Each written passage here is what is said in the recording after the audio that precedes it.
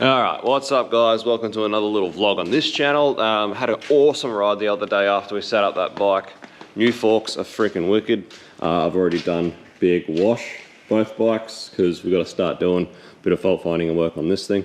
So in the last little video like this where I did the forks and everything, I sort of went through my process of how I wash the bikes, and yeah, as you can see, it does keep them looking nice and fresh. I ran out of wash and wax on that one though, so I bought some other stuff that I'm going to try. I'm just going to give the plastics a bit of a quick once over because I didn't do that yesterday because I didn't have anything, but I'll see how this goes. But yeah, I know, and we'll go through what we're going to do today. It's a pretty exciting video all around. It's not too bad. It gets a bit of a shine on. It's not as nice and waxy as the other stuff, but anyway, the point is when you sort of take that bit of time to do that sort of thing to your bike when you wash it, not only does it, you know, keep it looking nice and fresh as well, but it also ensures that nothing corrodes and keeps things nice and reliable. But it doesn't take much, just a little bit of time in TLC every wash, just to sort of make it look $1 million. Like I said, even though it's an enduro bike that's sort of beat to crap, it's not exactly a pretty bike, but you know, it keeps it looking fresh and nice. So anyway, a bit of feedback. New forks, freaking wicked, revalved. So I'm probably not really good enough of a rider to feel it in most places, but I could definitely feel it riding some of those higher speed, smaller rock, like rock gardens or creek beds with some smaller rocks where you sort of get through them a bit quicker.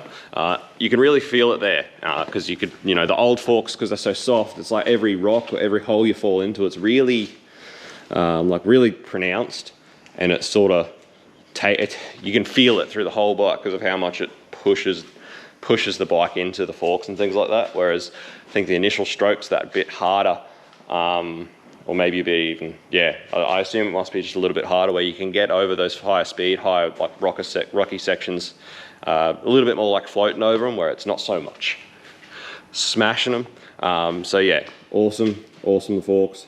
Midas double green, these double green rears, absolutely love them. So I think I explained it in the last one, but basically apparently there's a whole load that came into Australia, 600 that came into Australia, where apparently Midas messed up the compound.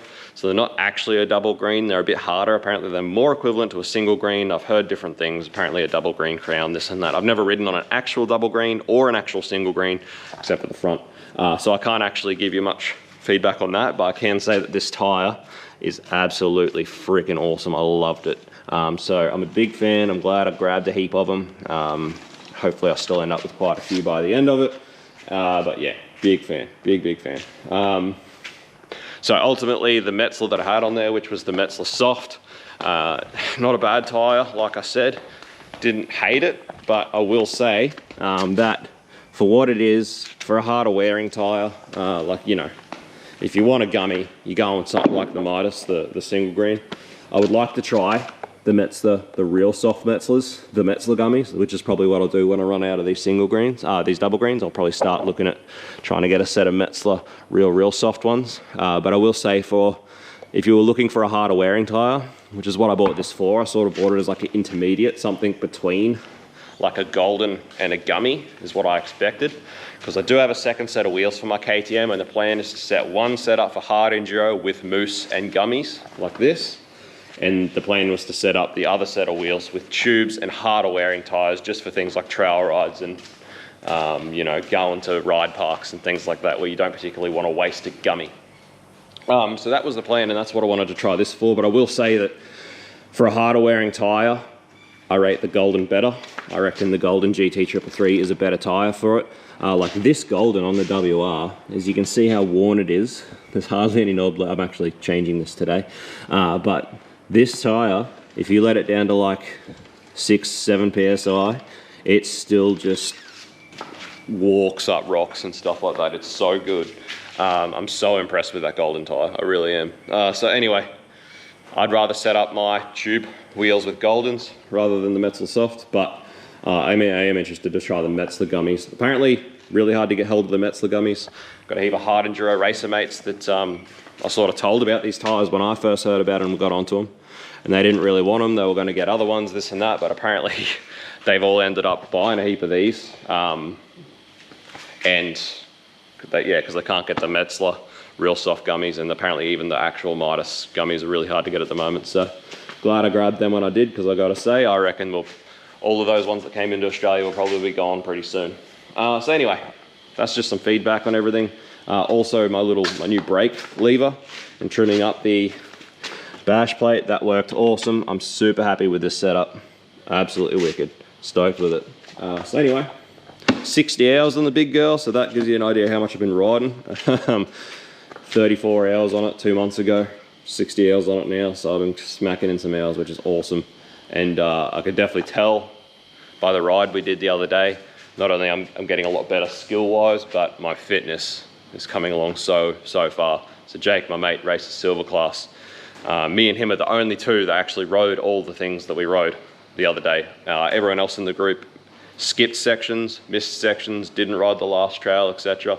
It was only me and Jake, and he's, you know, race fit, silver level. Mind you, by the end of it, I was pretty cooked and he wasn't, but still, the fact that I was able to do all that and somewhat keep up with him fitness-wise was really awesome, and I'm impressed with that. So, and then obviously, just feeling so good on the bike, feeling like I'm getting better and better, so stoked with that. May look into getting my shock revalve to match the forks. I'll see what it's going to cost, but yeah, I'm super stoked with how that all is. So now the WR still had that issue from the last ride. The WR went on with the charge issue, so we're going to start looking into that, trying to figure out if it's the battery or what the go is. Desperately needs new front brake pads, which I've got there, so I'll get some new front brake pads on it. And we've got a new golden tyre GT333 to go on the back. We sort of just kept running this because, like I said, it just kept gripping. It really, unless it's like, you know, slick clay and it's wet, every other sort of situation, this tyre just sort of keeps on gripping and keeps going. It's so impressive. But yeah, so a bit of maintenance to do to this. This one should be pretty right. 300 should be fine, and yeah, get some maintenance done to this. New handguards went awesome as well. I've actually got to even them up because one of them's down fairway. Few spills and crashes the other day, but anyway, also exciting for this little video, I'm finally able to drive again. So it's been 6 months since my seizure, which is awesome. Now, long before I even got back on a bike and we got back into riding, some friends of ours were selling a really cheap van, which the old boy bought to set up for camping, because he always wanted a van just that he could set up with a bed and stuff, that he could jump in and just go camping whenever he wanted. He doesn't use it often, uses it every now and then, but either way, I pull all the camping setup out of it, and we've got a van. How friggin' sick. So now that I'm driving again, we've got a van, pulled everything out of it. I'm setting it up as a moto van. It's also perfect setup for dad van as well. It's got rear seats, but freaking wicked. It's awesome. The whole time I used to race off-road and stuff back in the day when I was younger, I always wanted a van setup. Mind you, I had a pretty sick ute setup back in the day. Cannot complain with the setup that I did have, but I don't know, vans are just freaking sick. We've got cupboards that are perfect for just bike stuff. Bike fits in perfect with just the seat folded forward, which is awesome. And there is a child seat anchor that's been mod plated in, which is wicked. So I can chuck the young fella in whenever I need to, and then the bikes fit in with just the seat folded up, which is freaking awesome. The only gripe I have is that it's a full bench seat, it's not split, which means I can't have a bike and the young fella in there at the same time, which is a bit frustrating, but I can work with that. I've even been thinking about maybe trying to just get a single seat out of a coaster bus or something and try and mount a single seat to the floor so that I can put my bike in and have the young fella in here at the same time. For just, you know, if I needed to do the daycare run and then go for a ride. Something simple like that. Or even if I wanted to take him and go to a ride park or something, I could fit a little bike behind him, my big bike, and him and us. So anyway, all stuff to look at later on though. But yeah, so this is just exciting shit, guys. Really, really cool. I've got to be doing some work to this today. I've got a few sensors I want to replace with, throwing a few codes, being a pain. Got to do a full service and probably going to tune it. I'll get it tuned today, see what it puts out. But yeah, stoked with it. Tow bar, all the berries, but I bought the KTM over in it now that I can drive. I didn't ride the KTM over, and yeah, the whole setup is freaking wicked, so I'm absolutely wrapped with that. So that's wicked. I'll start setting up cupboards with fluids and stuff that I need, but yeah, super duper excited. So anyway, I'm not sure whether I should on this channel start doing maybe some reviews. As most of you guys that watch this channel know, this is not my main channel. I have this is a secondary channel just for riding, which is just something that I enjoy. My other hobby, cars, that's my main channel. I turn that into a living. I turn that into my career, and for, as a lot of people say, don't don't make your hobbies your career, because you sort of learn to hate them. And it's very true. It's now a very love-hate relationship with vehicles and cars. So I have no intentions of trying to use this channel to make a living or anything like that. This channel is purely just getting me back to my creative outlet with something that I enjoy that's no pressure, which means I'm not looking for sponsorship. I'm not looking for anything like that. So it probably isn't a bad channel to be doing some reviews and stuff, because I don't plan on accepting any charity or sponsorships or anything for this channel. So I'm wondering if I should start doing some like reviews, tire reviews, foot pegs, these foot pegs, you know, just parts, gear reviews and stuff like that. I'm not sure if I should start doing that on this channel, but let me know, guys, if you're watching. I don't even know if people like this sort of stuff or whether they rather just see the riding, but I guess you can choose to watch what you want to watch. Anyway, let's get into doing some maintenance, because I've got to get some stuff done and get home. First things first, I'll straighten up this handguard, and I do just want to straighten up these forks, because we were sort of in a bit of a hurry chucking them on right before the ride the other day, and they're not quite straight. One bleeder's like over here, and this bleeder's like way down. They should both be sort of all the way forward, so I'm going to straighten them up and fix them up. That's about all I have to do with the KTM. I'll check the air filter, but it was wet the other day. I don't think I'll need to do an air filter, so that'll be the KTM sorted. Alright, switched up the old sticker situation. Got rid of most of them, just on song now, which is just advertisement for running into boys out on the trails. Advertise the old business. Conversation starters. Yeehaw. Alright. Fresh brake pads for this big girl. Alright, so that's a pretty good explanation of why the brakes felt terrible. We got nothing left. Anyway, whoa, out with the old, in with the fresh. Look at that. I must say, guys, I really do like these GT 333s. I'm very impressed with just how well it's worn. Like, this has got quite a few hours on it, like a lot of fire trails, quite a bit of road riding as well, and just how much it still grips. But how meaty and good does that look like it's going to be? Rex won't know himself when he gets back in there. Obviously now that we are doing the riding we're doing now, there's going to be a lot less fire trails, roads and stuff on this tyre, because, you know, the bike's not set up for that. So she'll last even better now, and she's nice and meaty. But yeah, for an all-round tyre, I really like. I love that double green that I've got on my bike for the hard enduro riding that I do, but for an all-round tyre, I really can't fault these. Alright, now to change a tyre without scratching a rim. On a wheel I actually care about trying not to scratch. A lot easier on my wheels that are already cooked, because I just freaking go ham with the levers. But anyway. Alright. Freshie. Red hot. Fresh filter. So this and the one that's in the KTM now are going to be the last filters that I'm using, the actual, like the Motul Blue air filter oil. Gonna switch and try the note oil stuff that comes as a kit and see how that goes. Just for something different. Anyway, we'll see how it goes. But yeah, WR's pretty much ready to rip. Now we'll start. I've got a battery analyzer. I'll chuck a battery analyzer on this battery, and we'll try and figure out if the battery just took a dump or something. We've got another battery here that's exactly the same that we can chuck in if we need to. So we'll do some fault finding, try and figure out what this battery issue is. But apart from that, we are ready and rearing to go again with a fresh tyre. Woohoo! Righto guys, so I managed to find online a PDF workshop manual for this thing. So I'm just going through the motions of the troubleshooting process of why it's not charging.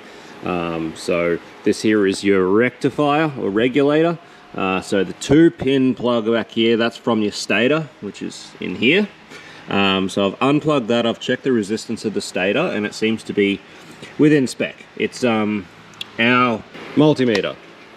Complete mind blank. So our multimeter only reads to 0.1 of a, well, 0.1 of an ohm, and they're like 0.56 something to 0.768 ohms is within spec or something, and it's saying 0.8, so it could very well be 0.76 or something like that. So it could be within spec. Either way, the resistance across the stator is not far enough out that I think it's causing a problem. So the next thing is to try and actually test what's coming out of the regulator.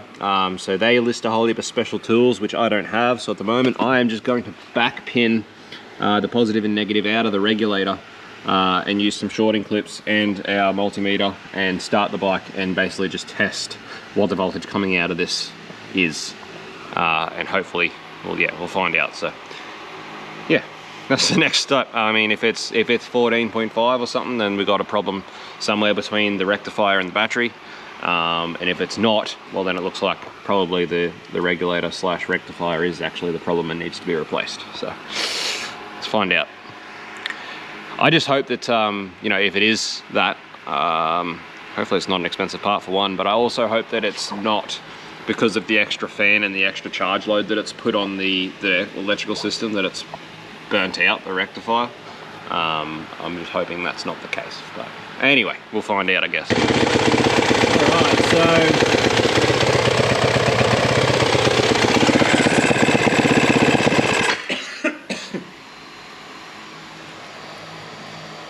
so we've got like 12.8 volts straight from the battery, and when it's running, it is, you know, it's about 13.5. So it is charging. Just I'm sure, like on the Power Tuner app when we used to have it up there, it used to run at like 14.2 volts. I'm sure it used to. 13.8 or something. Yeah, like 13.8, somewhere up there. 13.5 that's fine. Yeah, it's doing something. It's just yeah, I don't know if maybe this regulator's on its way out. I don't know what the go is, but it appears to stay as within spec. It is charging through the rectifier, so I don't know. I guess we'll just keep going, see if it does it again. Yep. I don't know what else we can do. I'll have a look. I'll look up this part number, just how expensive it is.